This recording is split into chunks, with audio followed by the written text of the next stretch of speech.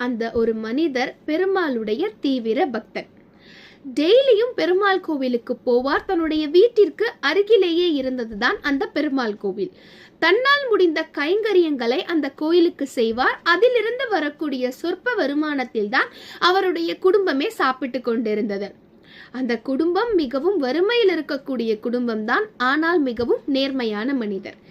அவருக்கு ஒரு மகள் இருக்கிறாள்.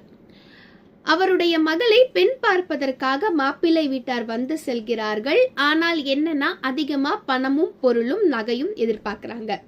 அதை இவரால் செய்ய முடியாது இல்லையா? அதனால வழக்கம் போல கோவிலுக்கு சென்றவர் எப்பவும் பெருமாளை வேண்டியதை விட அன்னைக்கு ரொம்பவே மனமுருக ரொம்ப கஷ்டத்தில் இருக்கிறாரு. இந்த மாதிரி என்னுடைய பெண் குழந்தைக்கு வந்துட்டு கல்யாணம் பண்ணி வைக்கணும்னு பார்த்தேன். இந்த மாதிரி நகை பொருள் பணம் எல்லாம் ரொம்ப எதிர்பார்க்கறாங்க, என்னால முடியலன்னு தன்னுடைய மனக்குறையை நீண்ட நேரம் பெருமாள் கிட்ட சொல்லிட்டு இருக்காரு அவரு. அதனால எப்பவும் விட அவர் அன்னைக்கு வீட்டுக்கு தாமதமாகத்தான் வராரு.